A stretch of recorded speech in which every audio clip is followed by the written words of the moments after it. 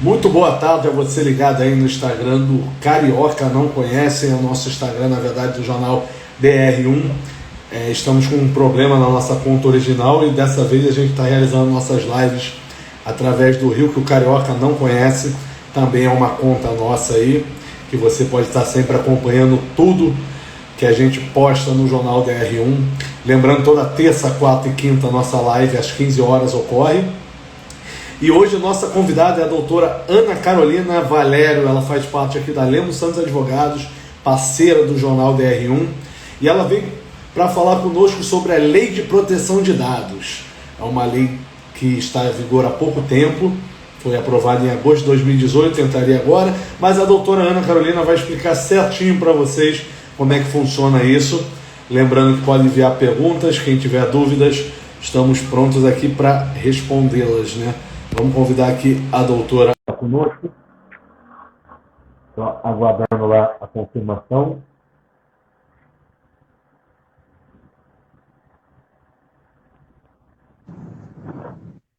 Opa, Ana, tudo bom? Tá me ouvindo? Oi, tudo bem? Tô te ouvindo sim. Tá Tá me me ouvindo? ouvindo bem? É que eu estou testando até o meu fone aqui, tá tudo certo então, né? Tá sim, tá sim. Maravilha, Ana. Seja muito bem-vinda à nossa live. Mais uma vez você aqui para explicar para a gente sobre a advocacia. Em resumo, primeiramente, se apresenta para o pessoal aí que está acompanhando a gente, que é a doutora Ana Carolina Valério. Uma boa tarde para você.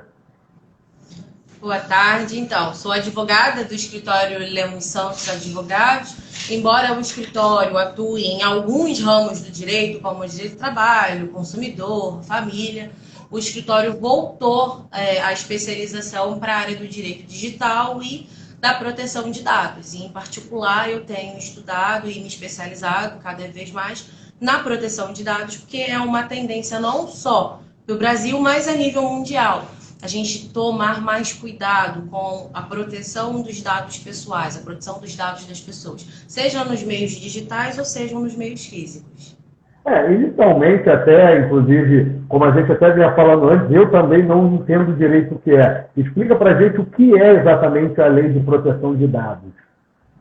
Então, essa Lei Geral de Proteção de Dados é como o nome dela diz, é uma lei para proteger os dados pessoais das pessoas, ou seja, ela é direcionada para a pessoa física, que a gente chama no direito de pessoa natural, ou seja, não é para proteger dados de pessoas jurídicas, não é para proteger dados de animais, de personagens, dados pessoais, nome, endereço, CPF, e-mails, dados identificáveis e dados identificados, ou seja, dados que, como eu disse, nome, endereço, e-mail, dados que, a princípio, de cara, a gente já consegue identificar de quem a gente está falando, de quem se tratam esses dados, ou informações identificáveis, dados identificáveis. Ou seja, informações ou um conjunto de informações que consegue direcionar para quem a gente está falando, de quem a gente está falando, como, por exemplo, IP de computador, geolocalização,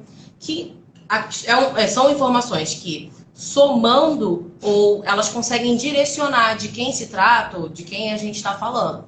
E aí essa lei foi regulamentada visando proteger os dados pessoais das pessoas. E ela determina que agora qualquer pessoa física ou jurídica que trate dados pessoais tem aí uma série de requisitos e uma série de cuidados que deve ter, que deve cumprir para proteger os dados pessoais das pessoas e que os titulares de dados, ou seja, nós, passemos a ser, de fato, os donos dos nossos dados, ou seja, que nós passemos a ter mais controle sobre os nossos dados. Porque é uma coisa que acontecia muito, e infelizmente ainda acontece, é dos nossos dados serem vendidos, serem transferidos.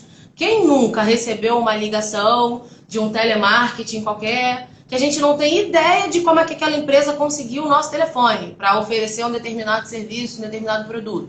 Telefone, e-mail, às vezes chega correspondência na nossa casa e a gente não faz ideia de como aquela pessoa ou aquela empresa tem as nossas informações.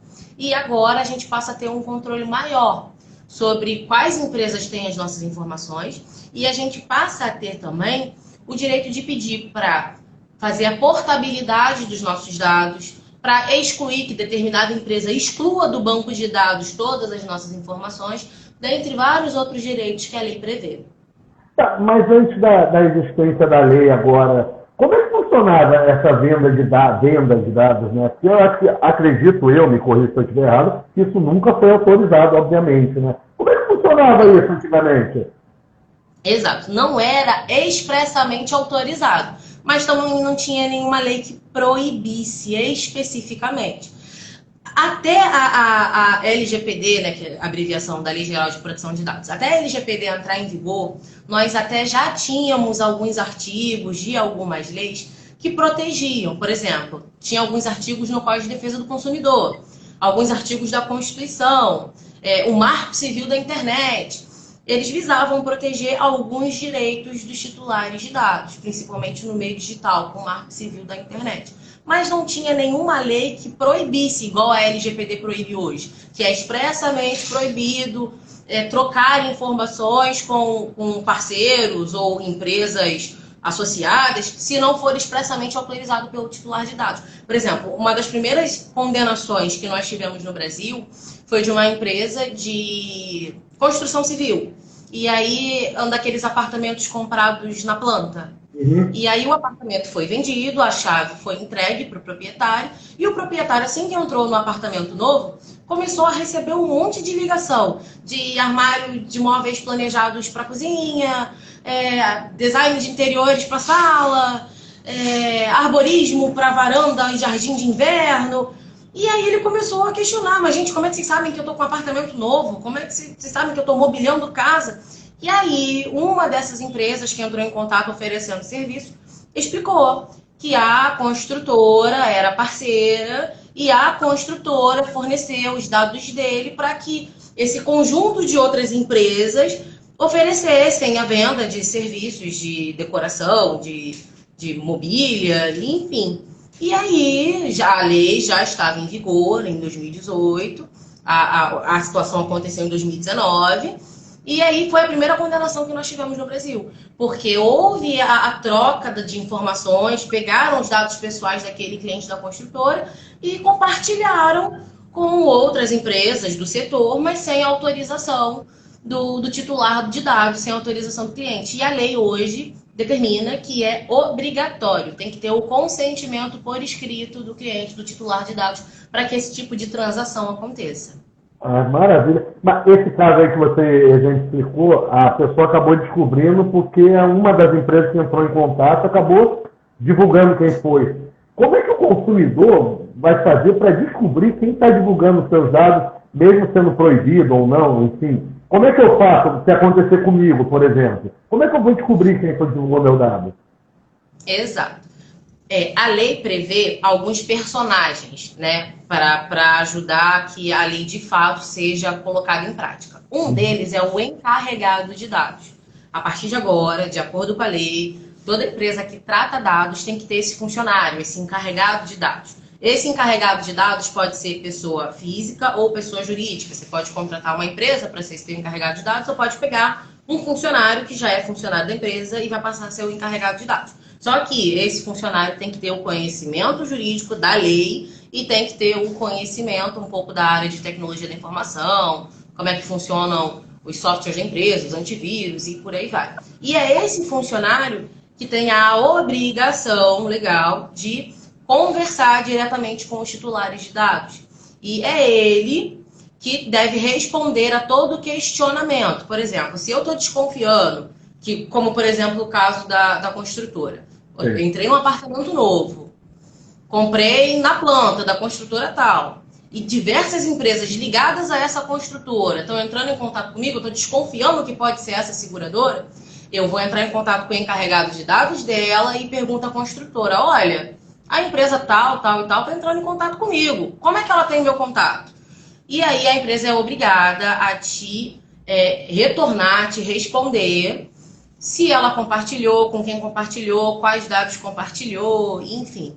E somado ao fato de que todo site, todo aplicativo que a gente passa a usar agora, e todo contrato que a gente assinar, todo prestador de serviço que a gente contratar, agora tem que ter lá os termos de uso, a política de privacidade bem claros com relação à proteção de dados.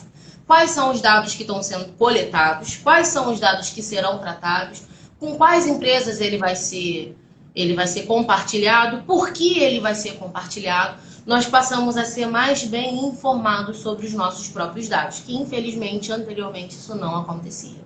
E quais são os tipos de dados que ficam realmente protegidos hoje com a lei? Então, a lei prevê que a Autoridade Nacional de Proteção de Dados ficará responsável por fiscalizar, multar, advertir e punir as empresas que porventura não se adequem a tudo que está determinado na lei. Inclusive, nessa parte do encarregado de dados e nessa contraprestação que o encarregado de dados tem que dar para o titular de dados. Porque, na verdade, o encarregado ele vai ser a ponte entre o titular, entre o dono dos dados e essa Autoridade Nacional de Proteção de Dados. E, de tempos em tempos, esse encarregado ele tem que fazer relatórios de impacto e descrever para essa autoridade o que a empresa tem feito para proteger os dados pessoais dos clientes, se tem feito cuidado renovado dos antivírus das máquinas, se fez a instrução do pessoal, né, dos funcionários da empresa, se eles estão devidamente instruídos sobre tudo que a lei determina, e deve ser feita a atualização com uma determinada frequência. A lei ainda não estabeleceu como vai ser feita, de quanto em quanto tempo vai ser feita essa cobrança por essa Autoridade Nacional de Proteção de Dados. Mas está lá, já regulamentado. Inclusive, a Autoridade Nacional já foi criada, já foram designados lá os conselheiros, já tem o site oficial, gov.com lá, da Autoridade Nacional de Proteção de Dados. Tem diversas cartilhas muito legais que explicam tanto para o titular, para o dono dos dados, quanto para as empresas, microempresas, MEIs, como eles podem ir se adequando. E é essa autoridade que vai cobrar e vai, de tempos em tempos, perguntar: e aí, como é que está a adequação da proteção de dados? O que vocês têm feito? O que já fizeram até aqui? O que pretendem fazer? Quantos titulares de dados já questionaram a vocês? Quais são os dados que têm? O que andam fazendo com os dados? Quantos desses titulares de vocês já responderam? Enfim, vai caber a essa Autoridade Nacional de Proteção de Dados fazer esse trabalho e fazer que, de fato, a lei seja cumprida. E, de qualquer forma, quais os cuidados que a gente deve ter na hora de, digamos, sei lá, talvez se inscrever numa academia, onde você bota os seus dados, né? E caso eu saiba que meus dados foram vazados, o que eu devo fazer? Como eu devo agir em relação a isso? Então, primeiramente, seja de forma presencial ou de forma virtual, a gente precisa ter muita atenção aos serviços que a gente está contratando, que a gente está aderindo, que a gente está usando. Seja num aplicativo, ou seja numa matrícula, numa academia, e ler com cuidado. O que a gente está aderindo, o que a gente está assinando. É muito comum, principalmente com aplicativos, a gente baixar o aplicativo, autorizar, aderir o termo de uso, a política de privacidade, sem ler com cuidado o que está ali. É ali que vai dizer especificamente o que está sendo coletado e por que está sendo coletado. São, inclusive, dois princípios básicos da lei. Qual é a necessidade de você estar coletando aquele dado e qual é a finalidade. Necessidade e finalidade. Para que você está coletando e aonde aquilo vai ser utilizado.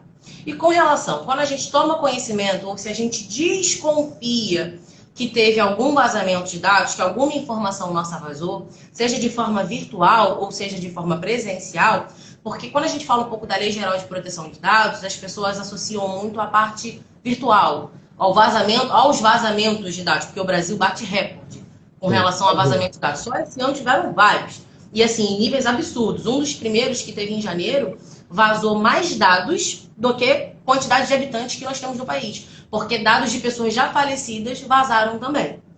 E se a gente suspeitar que alguma informação vazou, seja de forma virtual ou de forma presencial, que às vezes acontece. A gente é cliente de um consultório ou de um escritório que tem uma ficha nossa preenchida por escrito. E se essa pasta se perde em algum lugar, é um vazamento de dados. Aconteceu de forma física, em papel, mas é um vazamento de dados também. Se a gente desconfia, ou de fato tem certeza, que dados nossos vazaram, tem algumas medidas que a gente deve tomar. Por exemplo, para dados que vazaram de forma virtual. Primeiro é fazer um boletim de ocorrência. Se puder, printar ou salvar a tela do local onde a gente verificou que as nossas informações foram vazadas. fazer o boletim de ocorrência e entrar em contato com a empresa. Como eu expliquei, toda empresa agora é obrigada a ter o encarregado de dados. E é esse encarregado de dados que tem por obrigação responder aos titulares. Se eu sei que a minha informação vazou da empresa X, eu entro em contato com o encarregado de dados da empresa X.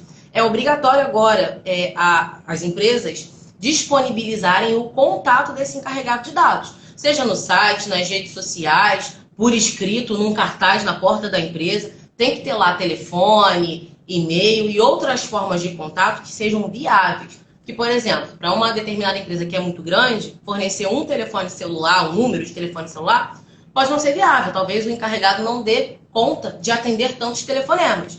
Talvez o e-mail seja mais viável. Enfim, a gente vai pegar os dados desse encarregado e vai enviar uma mensagem, uma ligação, explicando: olha, eu sou a titular de dados de nome tal, tal, tal, verifiquei que os meus dados foram vazados no local tal, quero saber quais são as providências que a empresa está tomando, se ela já está ciente desse vazamento de dados, e quero saber uma resposta oficial da empresa. E a empresa é obrigada, por esse encarregado de dados, primeiro, a notificar e avisar a autoridade, aquela autoridade que vai fiscalizar. Ela obrigatoriamente tem que ser avisada.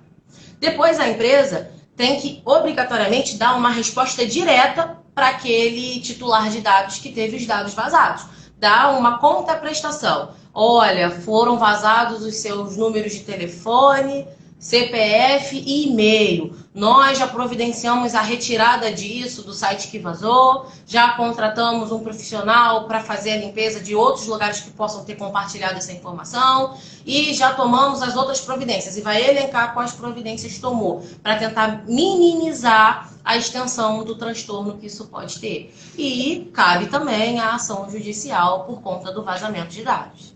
E, assim, doutora, pela experiência que você tem até no meio, por que essas empresas ganham vazando dados assim? Como é que funciona isso? E outra coisa, sempre que assinar um contrato de serviço, hoje é obrigatório ter isso, né, da lei de proteção, correto? Isso. Ele não pode dar um jeito de bolar de uma forma que você meio que tem o consentimento seu desse vazamento de dados? Vazamento, eu digo, de distribuição de dados, no caso. Então, com relação à tentativa das empresas tentar burlar, a lei foi muito clara com relação a isso. Todos os termos de consentimento, políticas de privacidade e as cláusulas dos contratos que falarem sobre proteção de dados e quais dados serão utilizados e para que serão utilizados, enfim, eles têm que ser de forma clara e precisa. A lei toma esse cuidado. Até porque anterior mesmo à lei, as políticas de privacidade, os termos de consentimento costumavam ser imensos, da pessoa rolar a página assim do telefone, tablet ou computador. Li e aceita, você clica ali e aceita e não leu nada, né? A pessoa só aceita porque ela quer usar o determinado serviço. Exatamente. E aquilo ali, na verdade, é uma barreira para ela chegar até o serviço. Então, ela só aceita sem nem ler do que se trata e não toma o cuidado de olhar por detalhe o que foi utilizado ali. Entendi. E o que acontece com as empresas que descumprirem a lei mesmo, comprovadamente? Qual a sanção vai ter essa empresa? Então, a lei especifica diversos tipos de penalidade. E aí essas penalidades vão ficando mais severas de acordo com a reincidência ou de acordo com a gravidade do que aconteceu. Podem ser advertências, podem ser multas, podem ser algumas penalidades do tipo bloquear o banco de dados da empresa. Tem uma das penalidades é uma multa de até 2% do faturamento anual da empresa. Dependendo, é um valor muito alto. E a lei especifica que é limitada até 50 milhões. Mas se a gente parar para analisar que uma outra penalidade é o bloqueio temporário por até 6 meses do banco de dados da empresa, sinceramente, eu acho que é muito pior do que uma multa de 50 milhões. Se a gente analisar, por exemplo, uma empresa de viagens, uma empresa aérea, se ela ficar 6 meses sem poder usar o banco de dados, ou seja, 6 meses sem emitir passagem aérea, essa empresa fale, ela vai à falência. E outros exemplos também de empresas que, se forem penalizadas em ficar 6 meses sem poder usar o banco de dados dos clientes dela, a empresa não consegue rodar, ela não consegue trabalhar. Então, cabe, de fato, se adequar, rever os contratos de trabalho dos funcionários, os contratos com os prestadores de serviços e colaboradores. Cabe às empresas fazerem as adequações no sentido de instruir os funcionários quais os cuidados que os funcionários devem ter com os dados dos clientes da empresa ou de colaboradores. Cabe investir na área de tecnologia da informação, com programas e antivírus e uma proteção maior, tanto para o arquivo, né, virtual quanto para o arquivo físico. E vale investir também numa boa orientação jurídica. E o que me faz entender que realmente os meus dados foram vazados? Vou pegar um exemplo aqui assim. Por exemplo, digamos que eu tenho uma conta de celular da Claro e a TIM está me ligando. Isso aí pode dizer que teve algum vazamento? Eu nunca tive conta na TIM, digamos assim. Isso pode ser um tipo de vazamento de dados? Pode. Por exemplo, se essa segunda operadora tem o seu telefone e você não faz ideia de como ela tem o seu telefone, você pode perguntar a ela como ela tem o seu telefone. E agora ela é obrigada a te dizer que foi a primeira operadora que te deu. É uma coisa muito legal que a lei fez por nós, titulares de dados. Agora, de fato, eu consigo ter controle sobre as minhas próprias informações. Agora, a empresa é obrigada a me dizer: conseguimos o seu telefone a partir da empresa tal. Ela é obrigada a informar. Pô, que maravilha isso, então, hein? Porque quem recebe telemarketing 24 horas por dia, né? E eles vivem tudo quanto é número diferente. E o que motivou exatamente Você falou que em janeiro teve um mega vazamento, mas a lei foi criada em 2018, correto? Isso. O que motivou o Brasil à criação dessa lei? Então, como eu expliquei, é uma tendência mundial. O mundo está revendo os conceitos com relação a isso e tem tomado medidas para gerar mais proteção aos dados pessoais das pessoas. E aí, em 2016, a Europa criou a Lei Geral de Proteção deles, a LGPD. E aí o Brasil, logo em seguida, assim, no mesmo caminho, utilizou a lei europeia de base para fazer a nossa. Tanto que a nossa é praticamente igual à lei europeia. Muda uma coisa ou outra, um detalhe ou outro, mas a nossa lei é baseada na lei europeia. E é uma tendência mundial. O mundo hoje precisa de mais proteção para os dados das pessoas. E há até quem especule que se houver uma terceira guerra mundial, talvez ela ocorra com relação a dados. Dados pessoais ou dados genéticos, dados nucleares, dados. Vira e mexe tem um país acusando o outro de ter hackeado um laboratório, de ter hackeado empresários, de ter hackeado determinadas informações do governo. E hoje o mundo ele é muito mais globalizado do que era alguns anos atrás. Tudo funciona numa velocidade muito mais rápida. Inclusive a quantidade de informações que nós trocamos ao longo do dia. Se a gente parar, cada um, de forma individual, para analisar a si, né, os aplicativos que usa, os produtos que consome, os locais em que faz compra, olha a quantidade de dados nossos que estão na rede hoje. O aplicativo de corrida. Quando a gente já deixa cadastrado o endereço da nossa casa, o endereço do mercado que a gente vai e o endereço do trabalho. Ele já sabe onde a gente trabalha, onde a gente mora e onde a gente faz compra. O aplicativo a plataforma de streaming, para assistir filme e para assistir série. Ela mesma, de vez em quando, te manda e-mail, te fazendo sugestão. Olha, acho que você pode gostar desse conteúdo, baseado nos outros programas e outros conteúdos que você já assistiu. Então, ele já sabe que pode te direcionar o filme de comédia, pode te direcionar uma série sobre perícia, pode te direcionar desenho animado, que você costuma assistir esse tipo de conteúdo. É um dado seu, é uma informação sua. E se a gente parar para analisar outras coisas simples do dia a dia, hoje em dia a gente não compra mais um remédio sem dar o número do CPF. Segundo a farmácia, é para ter desconto, mas você não consegue mais comprar uma água. Eu entrei na farmácia para comprar uma água, e aí pedi o CPF no caixa. Eu falei, mas para quê? Não! De saúde, desconto na água, de R$2 a água, desconto na água. Não, mas a senhora pode ficar tranquila. Eu falei, tudo bem, eu sei que eu posso ficar tranquila, eu compro aqui há muito tempo, mas, poxa, você pede para comprar uma água. E assim vai na farmácia, no mercado, o aplicativo de corrida, o aplicativo de música, o aplicativo de série, e por aí vai. Os telefones, principalmente. Se a gente parar para analisar, que a gente faz praticamente tudo pelo telefone. Tem os nossos dados bancários, o aplicativo de banco, que a gente faz tudo pelo telefone hoje, sejam transferências, pagamentos, consultas, extratos, enfim. O nosso telefone tem todas as nossas informações. Tem o nosso endereço, tem as nossas preferências de comida, do aplicativo de entrega de comida. Tem até seu rosto, né? Porque vários são por Face ID, né? Para desbloquear, né? Até seu rosto o telefone tem hoje, né? Exato, exato. Por isso foi de fato uma necessidade, não só para o Brasil, uma necessidade a nível mundial. Proteger com mais cautela os dados pessoais e dar mais autonomia para os donos, para os titulares dos dados, serem de fato os donos das suas informações, dos seus dados. E até nesse ponto que você tocou a lei, você falou, vai na farmácia para comprar uma água, enfim. Ela tem mais uma pegada do meio digital ou vale para tudo? Que é o famoso que a gente fala que o Google ouve a nossa conversa, né? Você está falando com a amiga sua que você quer um óculos novo, aparece uma promoção de óculos. Isso tem a ver também com a lei de proteção? Exato, tem sim. E como eu expliquei, embora a lei seja tanto para a modalidade virtual quanto para a modalidade física, para dados guardados de formas digitais ou dados guardados, arquivados, transferidos, folhetados de forma presencial, de forma escrita, a gente hoje, pelo mundo ser mais globalizado, a gente acaba tendo uma tendência mais digital. E aí o que a gente brinca e fala, acho que o Google escuta as nossas conversas. Tem várias criptografias e vários algoritmos, de acordo com o que a gente pesquisa, de acordo se o microfone está aberto, e aí ele vai direcionando determinadas propagandas e direcionando determinados anúncios, porque hoje a tendência do mercado é direcionar produtos cada vez mais específicos. É direcionar determinado serviço ou determinado produto especificamente para quem já andou pesquisando pelo assunto.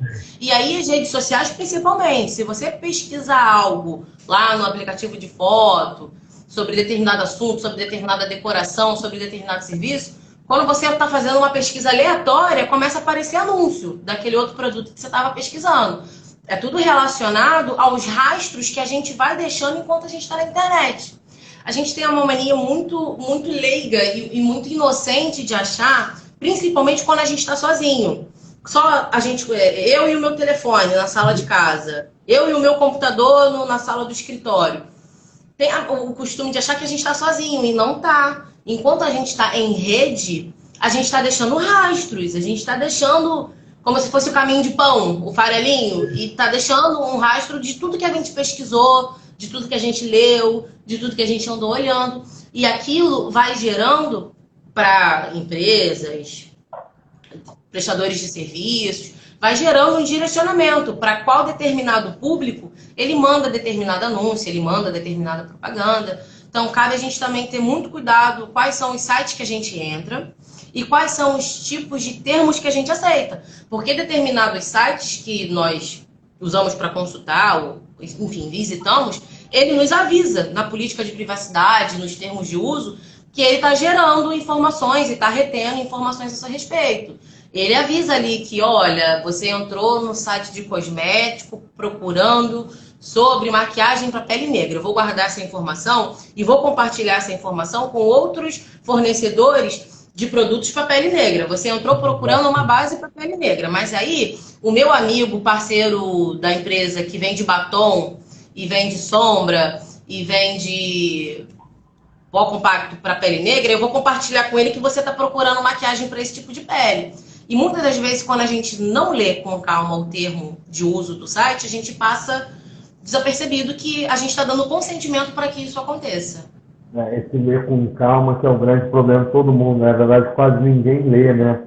Até nesse ponto aí que você tocou, seria um conselho a todo mundo, mesmo com a lei, mas está sempre atento a essa política de dados do site, seja do site, do serviço que você contratou, enfim.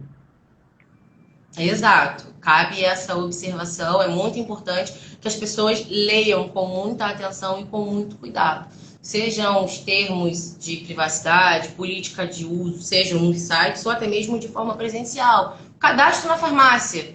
Tá, preciso dar o CPF mesmo? Precisa. Mas para quê? E para que vocês usam essa informação? A farmácia tem que te explicar por que está guardando seu CPF para compra. O mercado é a mesma coisa. Precisa colocar o CPF no caixa, tá bom, forneço, mas para quê? E para que vocês usam? Eles têm a obrigação de te informar.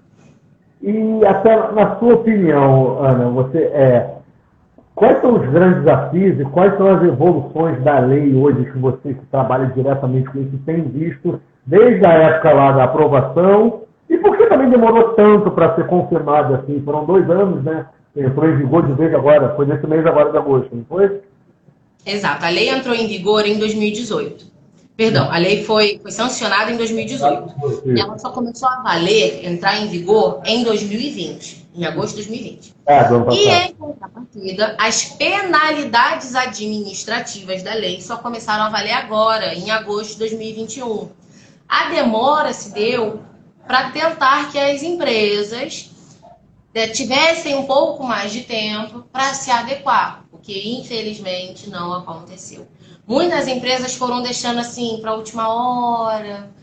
Vamos ver primeiro se essa lei de fato vai pegar, se as pessoas vão ser punidas. Depois a gente busca orientação, depois a gente busca a adequação, depois a gente busca fazer a instrução da equipe, dos funcionários. E a demora se deu principalmente com relação a isso, porque ela não é uma lei tão simples assim para a gente fazer a adequação, ela tem vários detalhes, envolve a contratação de profissionais específicos, como esse, o encarregado de dados, e envolvia a criação da Autoridade Nacional de Proteção de Dados, com indicação de conselheiros, enfim.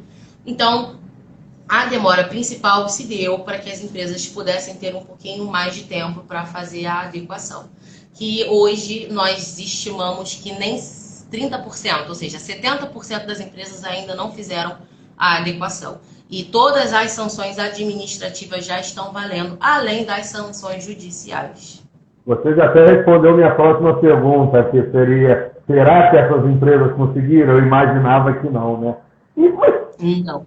Por que elas não fizeram mesmo? Oi? É mais ou menos isso, né? Não se adequaram porque não quiseram também, né? Vamos ser bem sinceros. Exato. Né?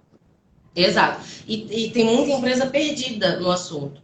Tem empresas que receberam um comunicado, estavam cientes que tinha uma nova lei entrando em vigor e que adequações seriam necessárias, só que foram deixando para depois, já que as sanções administrativas só começariam a valer agora em agosto de 2021. Só que a questão é, embora as sanções administrativas, ou seja, as penalidades que estão previstas na lei, só tenham começado a valer agora, em 2021, as penalidades jurídicas, judiciais, elas já estão valendo desde que a lei entrou em vigor.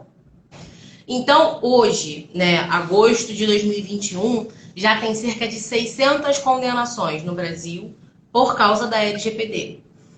Seja na relação de consumo, seja na relação trabalhista, enfim. Então, conforme as empresas foram vendo que estão sendo condenadas de forma judicial por não estarem atendendo o que a lei determina, que a maioria das condenações tem sido no sentido do titular de dados fazer questionamentos para o encarregado e o encarregado não responder. Ou seja, vai de contra a lei. A lei determina que tem um encarregado e que o encarregado responda absolutamente todo titular de dados que faça algum tipo de questionamento. E muitas empresas não se adequaram nesse sentido, que é uma coisa simples, mas é uma coisa que dá trabalho. E estão sendo punidas e condenadas judicialmente por causa dessa situação. Em média, 30% das empresas se adequaram. Quanto do consumidor conhece sobre isso, né? Vocês estimulam quanto que o consumidor saiba. Eu, por exemplo, se não fosse você me explicando agora, eu seria totalmente leigo em relação a isso. O quanto o consumidor sabe e aonde a gente pode se informar para saber que isso existe mesmo. Exato. Pouquíssimos consumidores sabem a respeito desse novo direito, que na verdade não é tão novo assim, né? 2 lugares muito bons para verificar e se informar é o site do IDEC, que é voltado para consumidor, e o site da ANPD, dessa Autoridade Nacional de Proteção de Dados. Como eu já comentei, tem diversas cartilhas bem ilustradas, diretas, objetivas, com linguagem clara, linguagem simples, justamente para informar o consumidor dos direitos dele. E também lá no site e nas redes sociais do Escritório Lemos Santos. A gente está sempre colocando conteúdo ali. Embora nós estejamos fazendo a adequação das empresas, adequando, fazendo aditivo de contrato de trabalho, adequando os contratos com os prestadores de serviços e colaboradores, fazendo a instrução dos funcionários das empresas e dando a instrução de como eles devem se portar com a proteção dos dados pessoais, fazendo o trabalho do encarregado de dados. Há pouco tempo a OAB emitiu uma nota no sentido de que é perfeitamente compatível com a advocacia, inclusive é até bem viável, porque é um funcionário, um encarregado ou uma pessoa jurídica que tem que ter conhecimento jurídico para fazer os relatórios e fazer a comunicação com a Autoridade Nacional de Dados. Então, embora nós, o escritório, estejamos fazendo a adequação aí de diversas empresas e fazendo essa parte jurídica para a empresa, nós também colocamos diversos informativos a respeito da lei para os titulares, para os consumidores, para que eles estejam devidamente informados e saibam cobrar, né, os direitos que eles têm. Maravilha, Ana. Ana, nosso tempo aqui está encerrando, é sempre um prazer estar te recebendo aqui. Lemos Santos. Só para encerrar, para o pessoal que está acompanhando aí, se tiver qualquer dúvida sobre a lei, se sentir lesado em algum momento, como eles fazem para se encontrar, como eles fazem para encontrar a Lemos Santos e se informar melhor sobre os nossos direitos? Então, os melhores meios de contato hoje com o escritório são o site, o Facebook e o Instagram. Lemos Santos Advogados. Só procurar a gente em uma dessas mídias que estaremos à disposição para atender prontamente. Sejam empresas ou sejam titulares de dados. Maravilha. Ana, é sempre um prazer estar te recebendo. Não foi a primeira vez e nem a última que você está aqui com a gente. Sempre que precisar, estamos à disposição. E vocês estão acompanhando a live, segue os conselhos da doutora Ana, que a gente achou que seria um bate-papo, mas foi uma aula sobre o direito, sobre a Lei Geral de Proteção de Dados. Muito obrigado mesmo por participar conosco e tudo de bom aí e que consiga que tudo dê certo e os consumidores parem de ser lesados, né? Tá certo, o prazer foi meu. Um abraço. Muito obrigado, abraço a todo mundo. Fica ligado que amanhã tem mais live. Um abraço, pessoal. Até a próxima. Tchau, tchau. Tchau, tchau.